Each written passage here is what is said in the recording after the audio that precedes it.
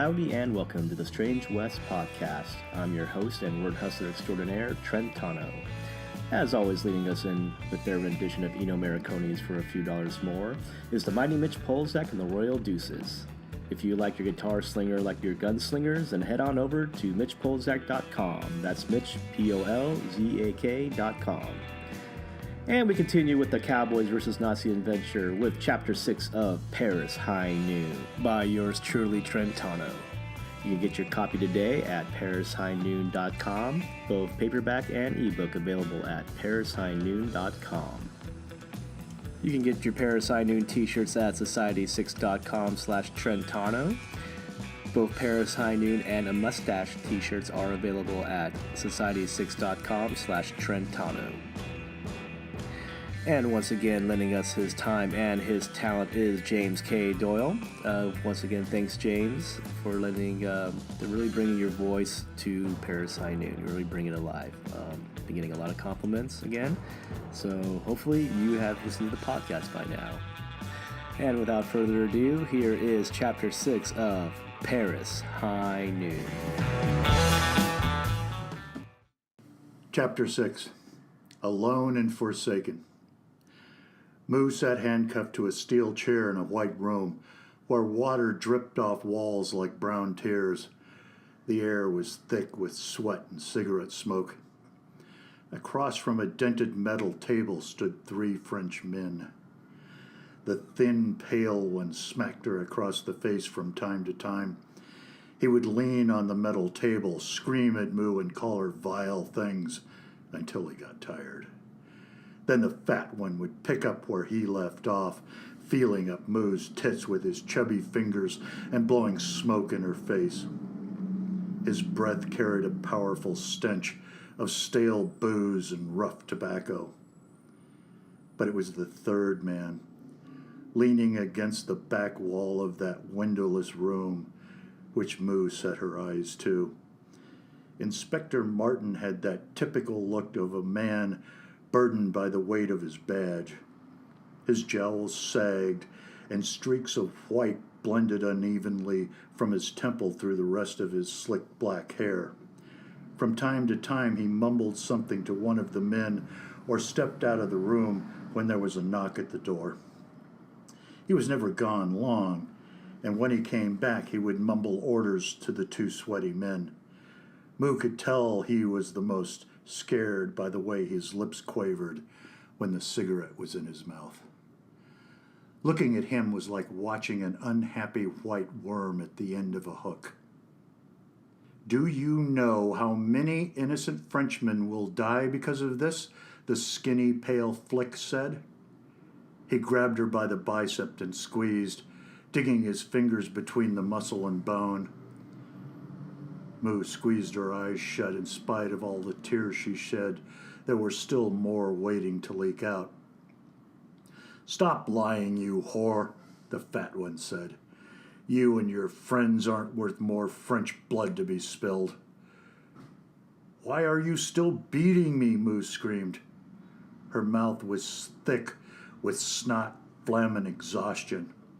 "Why are you still asking me the same damn question? I'm not the one who shot those men. It was an old cowboy, for God's sake. Why are you beating me?" Inspector Martin walked up to her and dropped his cigarette on the ground. "We must know. I must know. These Nazis, they play for keeps, ma chérie. And I, for one, don't want my balls cut off before I'm shipped across the Rhine." Moue spat a collection of saliva and blood on the floor before she spoke. This time it came out in a whisper. "I told you everything." She'd given the same story 100 times since the shootout. Just as Catfish and Jean ran off, about a half a dozen soldiers jumped out of their Kubelwagen and sidecar motorcycles. An officer yelled for everyone to get out. Moue came out of the cafe, hands up and scared out of her mind. 2 soldiers dragged her to the car, where the officer stood yelling orders at his men and then started yelling at Moue. Moue didn't understand the Teutonic language, but could figure out what he wanted to know. She began to bawl in French about what happened, but the officer couldn't understand her. Finally, the flick showed up and started to ask questions. Moue repeated what had happened, and the flicks were slow in telling the Germans what she said. When the words cowboy and shootout were said, the officer hit one of the flicks and then slapped Moue. They tossed her into a black sedan and drove her to the now-defunct Interior Ministry building on the Place des Césars, the Gestapo's new home in Paris. Hours became days until she didn't even know where to point on the clock or calendars. Her interrogators wouldn't let her have a drink of water or take a piss until she made water all over herself. There was a knock on the door, and Inspector Martin went to answer. Only the voice on the other side of the door spoke. He came back with a fresh cigarette in his mouth and his eyes downcast. "Let's go, boys," he said. "It's their turn." Moue closed her eyes and tried to rest. She was worn, bloody, and worried about what might come next. Just like the flicks that beat her, Moue had heard the stories coming from the east. An SS lieutenant dressed in a black uniform studded with silver death's head totems and lightning bolts walked through the door. His black boots clicked across the hard cement floor. He sat down at the metal table. Moue looked at his eyes, which were a shallow gray. Lieutenant Hoff leaned forward and uncuffed Moue's wrist. She flinched, but resisted the urge to wrap her arms around herself. Hoff pulled out a metal case and offered Moue a cigarette.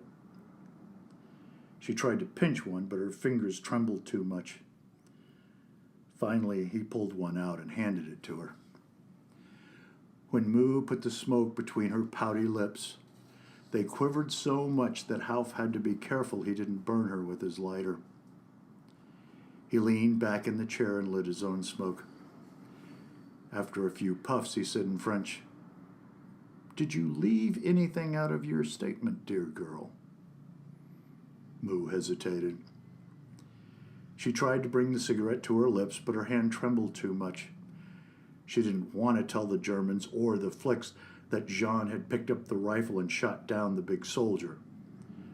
She felt an obligation to protect Jean, even after the first rounds of interrogation. She'd kept her lips shut. But the Nazi in black that sat across from her, smoking his cigarette and looking at her with his cold eyes, scared her more than beatings. Jean had left Moue to fend for herself, so she would do what she had to do to survive. Yes, her lips trembled as she said it. Jean shot the big soldier with a rifle. Hoff looked at her with foggy eyes. "Do you know where Jean Malheur is?" "He's either with the old cowboy or crying in his mother's bosom." Hoff cleared his throat. "I'm sorry to report to you that Madame Malheur passed away after a light interrogation." Moue again tried to smoke the cigarette. The ash end was long and limp, like an unkempt fingernail. Finally it fell. Moue said, "She was never strong." She thought of poor, chubby little Jean. He was out there somewhere with the old cowboy, riding a fast horse on a short trail. The way things were going, Moue might have to tell him what happened to his mother in front of his headstone. "Everything you have said confirms what we already know," Hoff said. At first, he hadn't believed Moue's story, but he had it checked out anyway. Soon a report came to him about one William Hancock, a.k.a. Catfish. a bank and train robber from the American Wild West, who resided in a hotel not far from the Happy Flower. Soon after, they picked up Hiccup, going through the motions on the poor man until he told them all that he knew. Now it was up to Hoff and his SS posse to hang the old cowboy and the cafe guards from the Eiffel Tower. Hoff rose from his chair. "You are free to go, Miss Boucher. If Jean Malheur contacts you, I know you'll inform us. I don't have to tell you what will happen if you don't." Moue was left alone for what seemed to be her first time since the shootout. For now, the hitting would stop, but for how long she wasn't sure. She had no illusions it would stop for good. They released her with her ragged, piss-soaked clothes clinging to her body. None of her fellow Parisians took pity on her. Just another victim of the war, they thought as she passed. The sun was out, granting the City of Lights another clear day. People walked side by side with gray-clothed soldiers, looking into windows, sitting outside, chatting. The Parisians acted like a flock of sheep, encircled by disinterested wolves, whose bellies were full for now.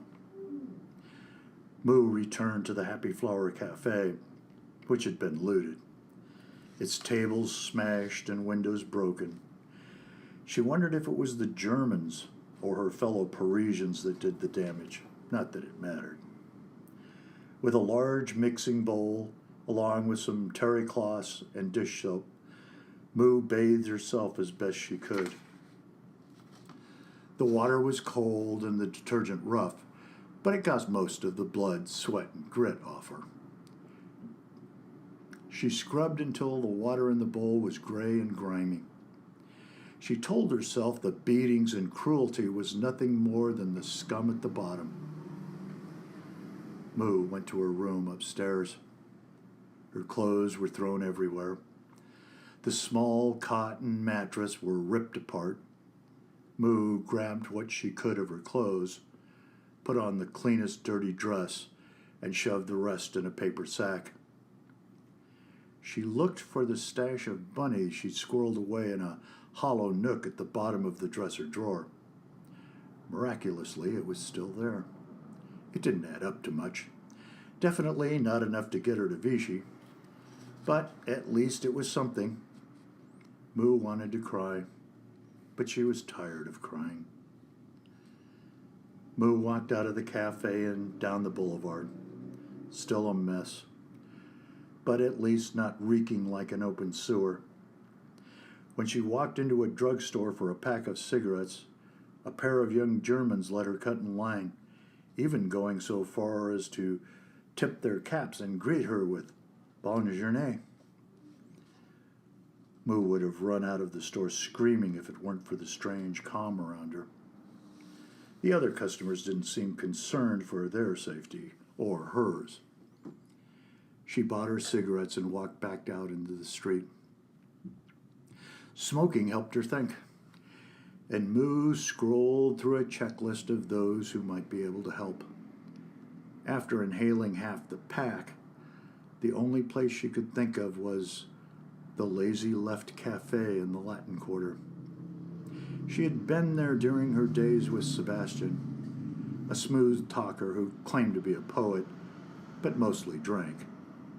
She met him after leaving home at 15, and they shared a small flat where Sebastian drank all the wine and ranted about the injustices of the world. They passed many hours at the Lazy Left with other artists, socialists, and revolutionaries, and anyone else looking for a cheap drink.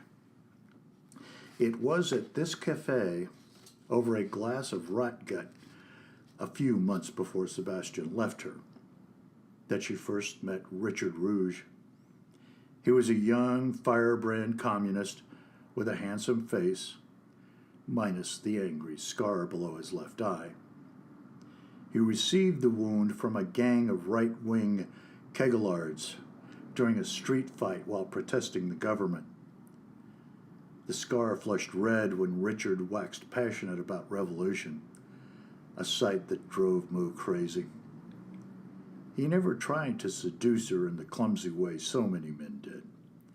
He looked directly into her eyes and talked about the working class struggle as if the two of them were the only ones in the crowded salon.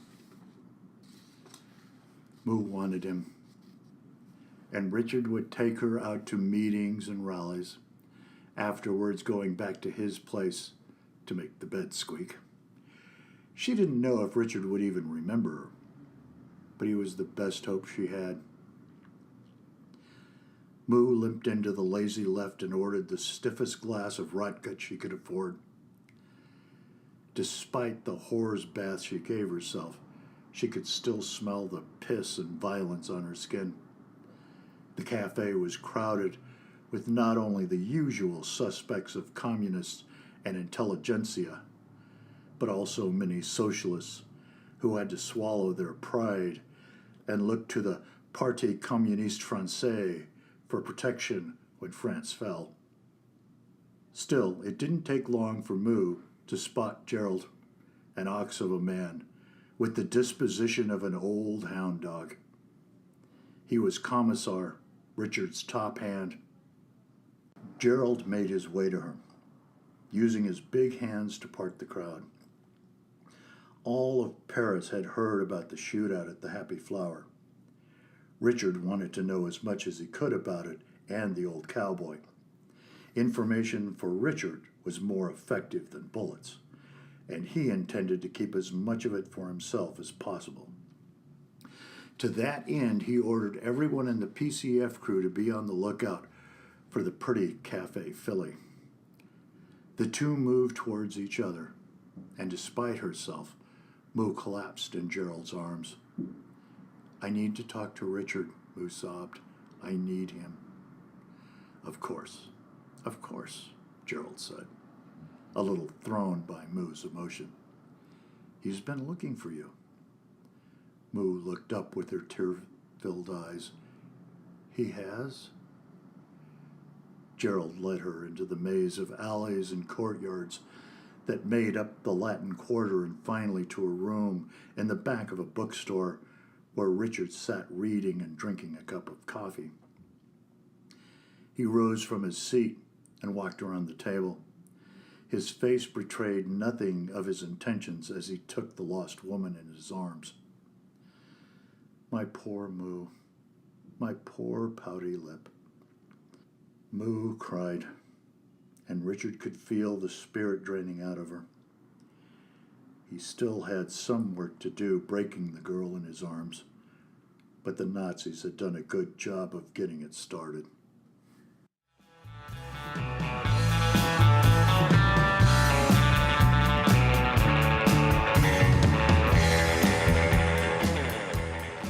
And welcome back to the Strange West Podcast. This is your host and word hustler extraordinaire, Trent Tano.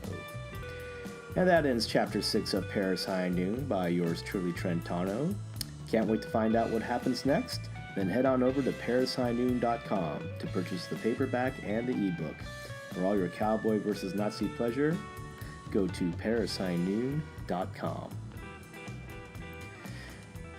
Paris High Noon t-shirts as well as the mustache t-shirts are available at Society6.com/Trentano. For those without a mustache, at least you could wear one. Go to Society6.com/Trentano for mustache t-shirts and Paris High Noon t-shirts.